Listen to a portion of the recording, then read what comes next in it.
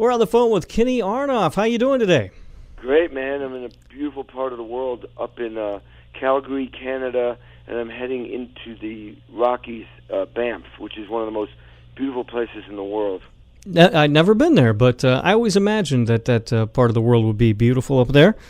The Rockies. Well, it's they rock. It's kind of like these Rockies go down into Montana and then into Colorado. I think that's how it works. Yeah. But these Rockies, they have an arts and music program that I taught at for 2 years in Banff, and it's ridiculous. It's like you're literally in these jagged Rocky Mountains. It's beautiful. Yeah, that seems like something that's pretty important to you, too. It seems like you do quite a bit of that, teaching and clinics and that sort of thing. You enjoy that? Yes, I do. The clinic thing is kind of diminished. It was affected the programs or the support was affected, just like recording has been because of the budgets. People aren't selling records. Excuse me, people aren't. The music business has been affected by budgets and people not buying CDs. So yeah, I do love it, but there aren't as many of them anymore. Yeah, seems like everything's being affected by budgets more these days. Yeah, I know. Well, I mean, if people aren't purchasing CDs, then money's not coming into the labels to then reinvest in, other bands and artists and development, Right. Marketing, and putting people on the road and getting them on TV and all that stuff. So, yeah, it affected every aspect of the music business. Yeah, and you're seeing that that seems to be less and less now, people buying actual physical CDs. For a while, it seemed like people were buying music just online. Now everybody's just streaming everything. How does that, has that had an impact on you personally? Like Absolutely. Well, I mean,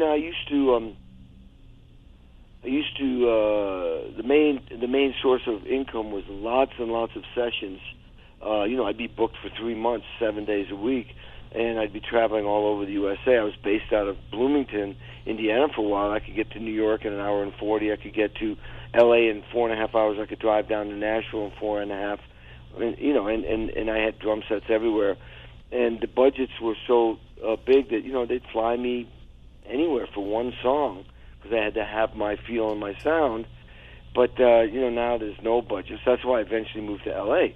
And then eventually got my own studio where people could send me files, via the Internet. Mm-hmm. And I don't even charge for my studio time. I just charge for my fee. And because, when the worst thing you want to hear somebody say is, why make a CD?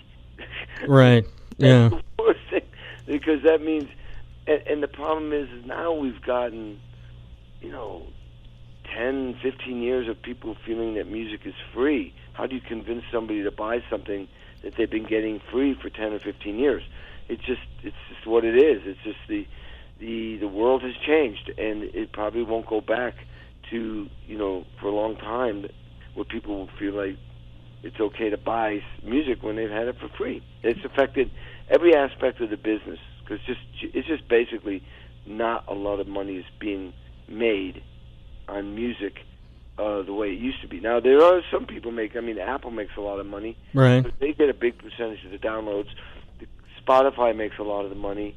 The people who create streaming, Pandora, whoever these companies are, they make a lot of the money, but the actual artists, the bands, the producers, the songwriters are not. They're getting screwed once again. Yeah. What are you doing up there in Calgary? Well, I did a week of touring with John Fogerty, through BC and Alberta, and then I stayed here to do what I call an evening with Kenny Aronoff, which is what I will do at the Buskirk Chumley on November 11th. It's basically a show that I have that actually was a spin-off of my book, Sex, Drums, Rock and Roll, The Hardest Working Man in Showbiz, and I came up with 7 ways that I believe people can become successful in life and stay successful in life, and these are the same 7 ways that led me to have an extraordinary career in music for over 35 years. Through the process of writing the book, I asked myself the question, why Kenny? How did this happen? How did I, because I didn't really pay attention to all the things I had done. I've always been one of those guys that looks at what's next. And when to put this book together, which took about 4 years to write with a co-writer. I had to organize my life or what I had done, and I'd kept these calendars from 1977 until now, just keeping track of what sessions I was doing and what tours I was doing and what drum clinics I was doing, and I kept these calendars so I could literally had like mini diaries of my life, and I realized that this didn't happen by accident. I mean, dreams do happen, but they don't happen by accident. I made it happen. I have a show now. There's a movie, and then I come out and perform for about 2.5 minutes, and then I come forward and I explain what I'm going to talk about, and I have stories and inspirational, motivational things I talk about. There's 7 of them. I call them. There are 7 of these inspirational things that inspire people to be the best that they can be at whatever they do in life.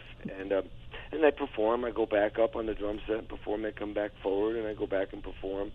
And I have a 50-picture, keynote presentation that follows me through my performance. And so I did one up here at the Weber Academy, which is an incredible school, about 1,000 kids, and their emphasis is on academics, sports, and music. All right. And it's amazing. Yeah, a couple of things I wanted to touch on that you brought up there. One of the things that I noticed, I got a copy of your book and was reading through it, and you talk a lot in your book about just discipline and practice and healthy living. Not all things we associate with rock stars. Right. No. It's sort of an odd thing. Like, Keith Moon and John Bonham, those words are not the things that come to mind when you think of those guys.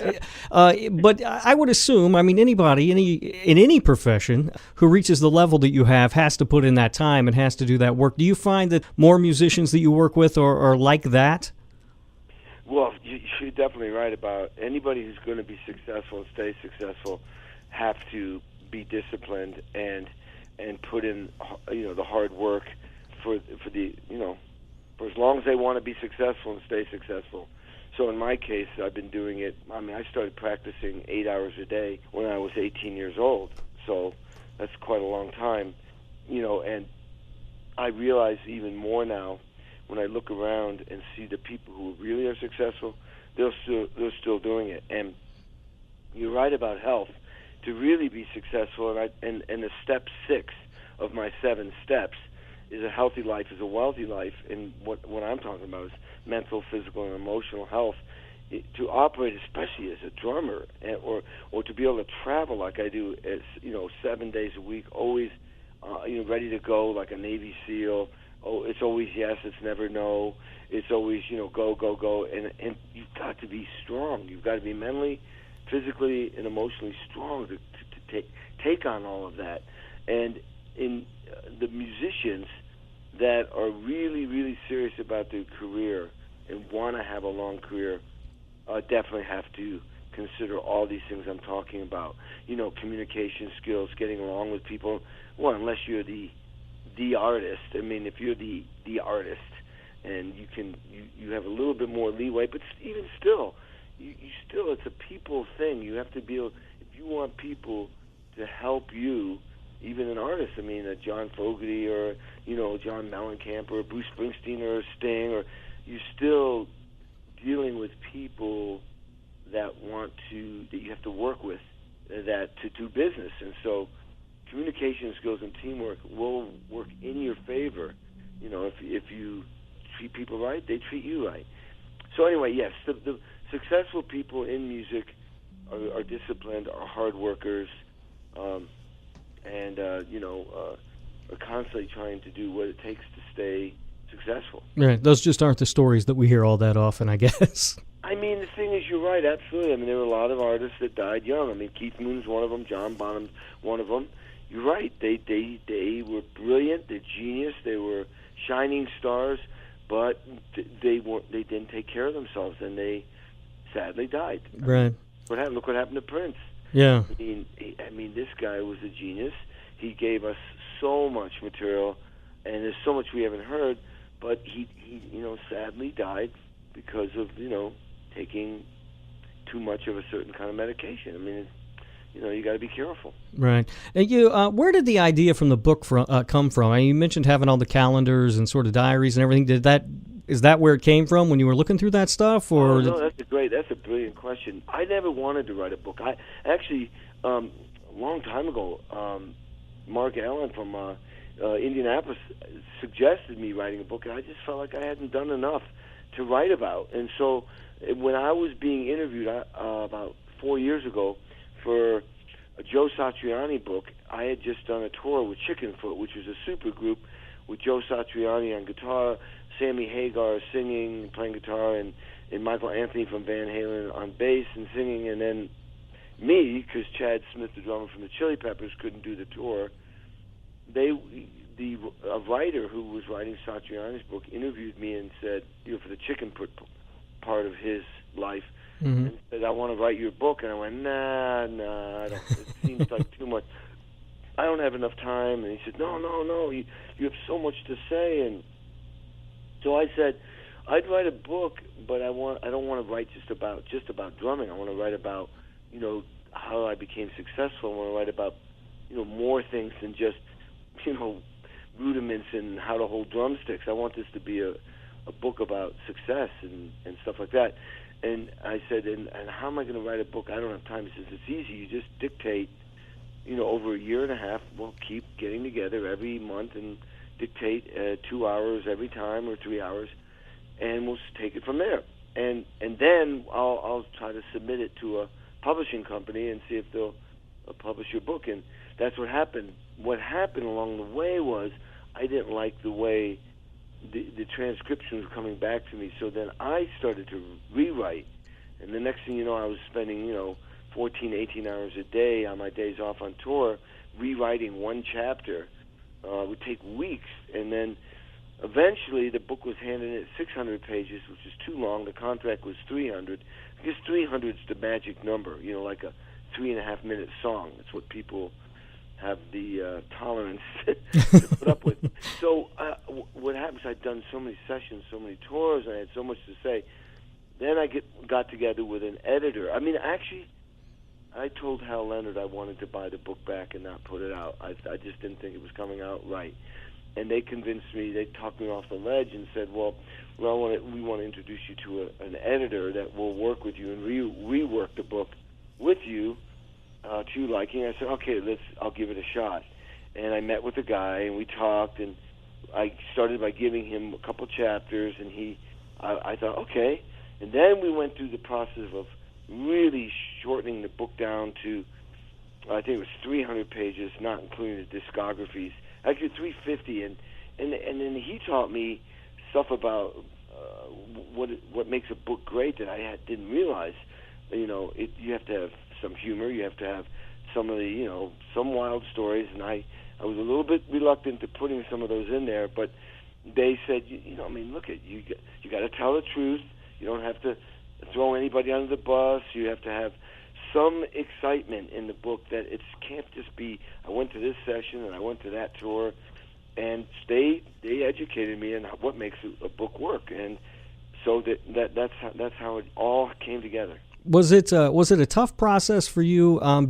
Because you're a guy who's always looking forward and what's next. Was it tough for you to take the time to sit down and actually look back? Oh yeah, it was. I now know why people don't write books. It was first of all, once I committed, I had a contract. I felt responsible to do it right, and then I had people like John Mellencamp was my first guy I wanted to have interviewed, because to me, that's where it all began as far as the real rock and roll dream. And I told John, I said, let's talk about, the hard work, how hard it was for us to make it. That's the thing that I wanted to focus on. I wanted him to say, and you see, I talk about in the book, just because you win American Idol doesn't mean you're a rock star. We were practicing 11 to 5 and 7 to 11, 5 days a week. We weren't the greatest band in the world. John even said it. We were average, and we made it happen. Right. We worked our butts off, and I support John on how I mean, it didn't come easy for him. I mean, they changed his name to Johnny Cougar, then he gets dropped, and then he's now back in Seymour, and then he gets another deal, and it's not the greatest deal. And I mean, he fought, man. He made it happen, and we were part of that. We all fought. We saw our leader fighting, and we followed in his footsteps and busted ass and made it happen. And nowadays, I hate to say it, but man, American Idol and all these, The Voice and all this thing, they make it seem like if you win one of those contests, you're a rock star. You are not. Right. You have to spend years and years and years and years developing your skill as a writer. Years and years and years and years of developing your skill as a performer and touring. And this is where it gets complicated, because there isn't the funds to record labels aren't making millions of dollars to fund these artists anymore. So you're kind of on your own, and it makes it difficult to be successful. But anyway, I had John Bon Jovi. I also interviewed Melissa Etheridge, Billy Corgan from the Smashing Pumpkins, John Fogerty. I had people that were significant in my career interview, and I wanted to make sure this book was good. So yeah, it was once I committed, it was consuming, and yet I was still touring and recording, and all of a sudden I had this new career basically in my life to create this story, this book. And this led to my speaking thing that I do now, where I have a show, and the book taught me about how I became successful. And I realized, wow, these are things that really apply to anybody who wants to be successful, even if you want to be raise a family. I mean, it's just being the best that you can be at what you do in your life. I mean, it applies to everything. So I started giving lectures, and I was getting such a big response. It's now become another part of another business. Right. So, yeah. It's pretty cool. So you've worked with so many different people, and I was sort of looking over the list, and it's so many different people and so many different styles of music. Is that a hard adjustment for you to make? Well, that's a great question. Thing is, people fought me on that. When I was at IU, when I was studying classical, I'd go up on the third floor. On the fourth floor was where all the beboppers, the jazzers were. And I grew up playing jazz, so I went up there and played with them. Classical people kind of gave me a hard time about playing jazz. The jazz people gave me a hard time about being in the classical world. Both of them gave me a hard time about playing rock and roll. But, I mean, dude, I did anything. I would play R&B. I had R&B bands. I had fusion bands. I had rock bands. I'd play at the VFW. I just loved playing anything. It felt good. It felt good to play the drums and play music, and so I did it all. What happened was, people gave me a lot of crap about playing different styles. Oh, you're this, you're that. They wanted to pigeonhole me. And what happened was, I stuck to my guns and just kept going, doing everything I loved doing. And eventually, when I made a name for myself as a rock drummer, all that time I'd invested in playing all these different styles of music suddenly became beneficial to me as a musician, because I had a lot to offer. Even though I was a rock drummer, I was recording with Johnny Cash, Willie Nelson, Waylon Jennings, Chris Christopherson. I mean, one of the great, the iconic country artists. And I was starting to work down in Nashville and developed a whole reputation as a country drummer down there with a little bit of a rock influence. Then I'd come to New York or L.A., and I could be playing with Alice Cooper, Tony Iommi from Black Sabbath, and I'd really, get to play rock and roll, which is really first and foremost my, what I am. But then I recorded with the Buddy Rich Big Band, or I would play, just all these different styles of music. Yeah, I feel super, super fortunate that I've been able to play all these different genres and make records. Do the Kennedy Center honors. You go there, I was playing with 7 artists honoring The Who, and then the same show I played with 7 artists honoring George Jones. Yeah, and Realistically, it's radically different.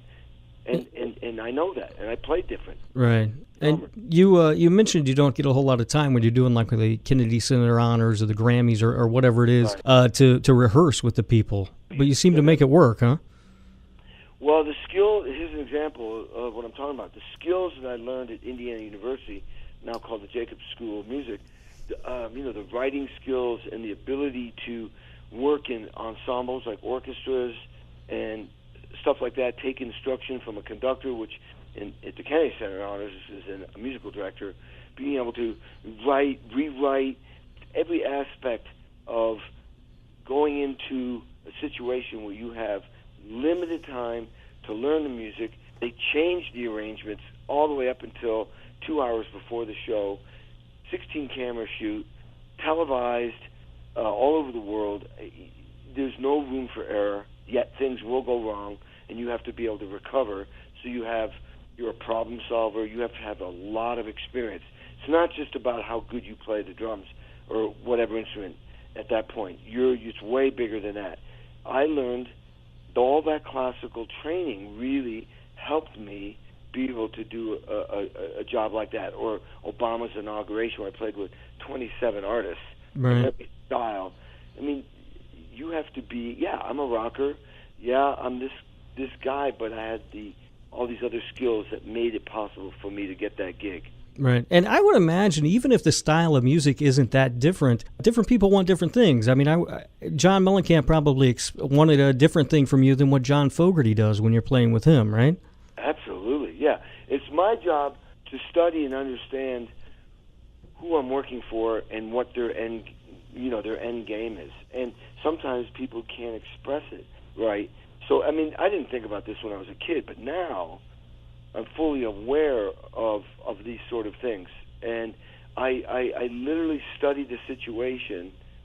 And there are sometimes, like when I did Brian Wilson's record, my instincts were, like he wanted me to do something, right? And he's a little bit shy, and he doesn't speak a lot.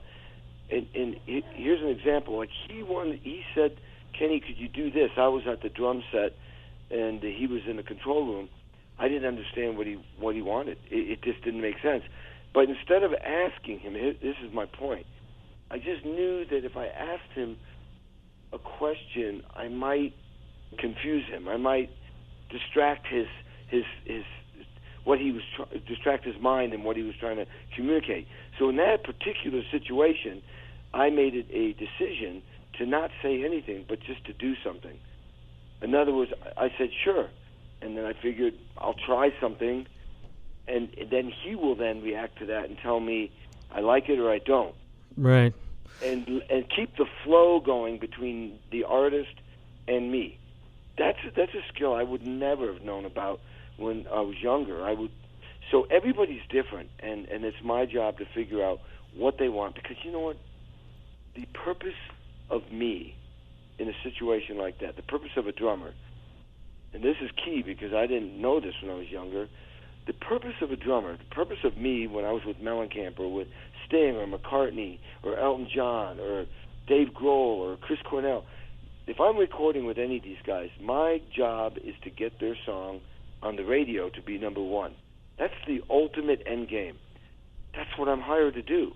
So every decision, every drumhead, everything I say, every sound, everything should all point to that purpose, which is to get their song on the radio to be number one. And I didn't. There was no rule book, or nobody ever told me that. I eventually figured that out. Through years and years of trial and error and experience. Right. Do you have? You've been on hundreds, if not thousands, of records at this point. Do you have a particular one that you is your favorite? Not really. No. It's too many. People ask me all the time, what's your favorite venue? What's your favorite tour? What's your favorite artist? What's your favorite record? I just don't think that way. I keep thinking I want to just learn more and do more, and I'm wired that way. Obviously, I'm extremely proud of all the Mellencamp records because that was the beginning of my career, and I really felt like that's a big part of who I really am. Because, with the Mellencamp stuff, we broke things down and simplified things. It took a while to figure out that formula, but when we recorded Hurt So Good, that was the moment we were trying to let it go and not overthink things. And we simplified everything and actually got more value out of all our parts and our sounds, and that was the beginning of the formula. And those records were iconic for me. I mean, you could really hear who Kenny Aronoff was, and then it just spun off from there. Right. All right. You've been more than generous with your time. Just one more quick question. It's really simple, and then I'll let you go. What was the first record you ever bought? Surfing Safari, Beach Boys. Second one was Meet the Beatles. And, so for me to be playing with Ringo Starr and Paul McCartney, 50 years later after I'd seen them on the Ed Sullivan Show was, iconic. It was like dreams come true. And then to be able to record with Brian Wilson the same year, years after I bought Surfing Safari, was iconic for me. That's like, it's just amazing. Those would you call those the two highlights for you? You think? Definitely. Yeah. Well, we won't say that. We'll say the two highlights thus far, because who knows what the future holds, right? Well, yeah, of course. And when we say highlights, that doesn't mean there aren't other highlights. Right. Those Absolutely. Really, really, very, very gratifying moments in my life emotionally. So, yeah, man. So I hope it was great talking to you. I hope. I hope to see a lot of people at the Buskirk Chumley thing on November. Yeah, go out, see Kenny Aronoff, Buskirk Chumley Theater. It's November 11th, sorry. The book is also Sex, Drums, Rock and Roll, The Hardest Hitting Man in Show Business. You'll be signing some of the books, doing a book signing while you're there as well? Yeah, I'm going to do a book signing after my performance at Chumley. I'm also doing a book signing at the IU bookstore on November 10th. It's a Thursday, I think, at 5 o'clock, 5 to 6:30. And then I'm coming to Indianapolis. There's this percussion convention called the PASIC. 2 o'clock I'll be at PASIC, I guess at the convention center, somewhere in Indianapolis. It's a percussion. It's like the NAMM show, but it's only for percussionists. Oh, wow. I'll be in Indianapolis. It'll be 2 p.m. at the Hal Leonard bookstore. And then on Sunday I'm also doing a book signing at 11 in Bloomington. I can't remember the shop's name, but it's David Coleman has a shop in Bloomington. I'll be doing it there. Okay, great. Excellent. Thank you for your time, Kenny. Absolutely, man. Enjoy talking to you. Yep. All right, bye. Bye.